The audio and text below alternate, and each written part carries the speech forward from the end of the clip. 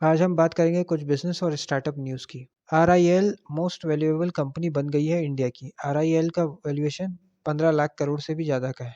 TCS का 12 लाख करोड़ और HDFC का 11.3 लाख करोड़ का है। फिर ICICI और इन्फोसिस का नंबर आता है। उसके बाद Bharti Airtel, ITC, L&T, HCL tech और कोटक महिंद्रा बैंक आते हैं। सोलर एनर्जी, जिसका ईयर ऑन ईयर ग्रोथ 436% था, वो फास्टेस्ट ग्रोइंग कंपनी बन गई है। उसके बाद जिंदल स्टेनलेस और JSW इंफ्रास्ट्रक्चर आते हैं। अब बात करते हैं IRCTC। IRCTC अपने फिनटेक फुटप्रिंट बढ़ाएगा नए पेमेंट एग्रीगेटर सब्सिडरी से। जब कंपनी ने इसका लाइसेंस के प्रोसेस को इनिशिएट किया तब डिस्क्लोजर में यह बताया गया है।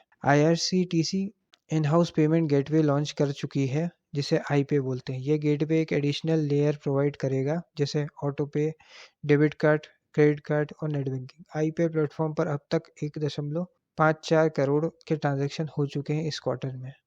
अब बात करते हैं नियो बैंक की। नियो बैंक मूविन ने अपने ऑपरेशन बंद कर दिए हैं। अब ये ऐप प्ले स्टोर पर भी नहीं होगी। विनीत गुप्ता और मुकुंद रॉय ने इसकी शुरुआत की थी। मूविन टीन्स और यंग एडल्ट्स के लिए प्रीपेड कार्ड और मोबाइल ऐप बनाते थे। मूविन ने सीरीज ए राउंड में $3 मिलियन रेस किए थे। RBI के डायरेक्शन के कारण इनका UPI बंद कर दिया, जिसके कारण कंपनी बंद करनी पड़ी। अब बात करते हैं बोट्स की। एक्टर रणवीर सिंह ने बोट्स में इन्वेस्ट किया है। एक अनडिस्क्लोज्ड अमाउंट इन्वेस्ट किया है इन्होंने। ये कंपनी 2015 में अमन गुप्ता और समीर मेहता ने बनाई थी। अब तक बोट्स $170 बिलियन की फंडिंग उठा चुका है। इनका मार्केट शेयर वेयरेबल्स ब्रांड्स में 26% का है। हालांकि इस कंपनी को लास्ट फिस्कल ईयर में 129 करोड़ का लॉस हुआ था। अगली खबर है स्विगी से। स्विगी 350 एम्प्लॉयज़ को निकालने वाली है IPO आने से पहले। यह नंबर 5-6% है टोटल वर्कफोर्स का। इससे पहले पेटीएम ने भी 1000 से ज़्यादा लोगों को निकाल दिया था लास्ट मंथ में। फ्लिपकार्ट भी 1500 एम्प्लॉयज़ को निकाल चुकी है।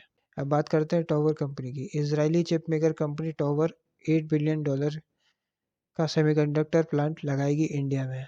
सरकार इस पर विचार कर रही है। टॉवर 65 और 40 नैनोमीटर की नैनो चिप्स का प्रोडक्शन करेगी। इससे पहले कर्नाटक में $3 बिलियन का प्लांट शुरू करने वाले थे, लेकिन डील कैंसिल हो गई। अगली खबर है ईज माई ट्रिप की। ईज माई ट्रिप 5 स्टार होटल खुलेगा अयोध्या में। अयोध्या का 10x ग्रोथ होगा टूरिज्म में इस साल प्रांत प्रतिष्ठा के बाद। ये मंदिर से 1 किलोमीटर के दायरे में होगा। अगली खबर है रैपिडो से। रैपिडो ने जीरो कमीशन मॉडल को एक्सटेंड किया है ऑटो ड्राइवर के लिए। कंपनी डेली ₹9 से ₹29 चार्ज करेगी ऑटो ड्राइवर से। रैपिडो कोई भी रोल प्ले नहीं करेगी प्राइस डिसाइड करने में।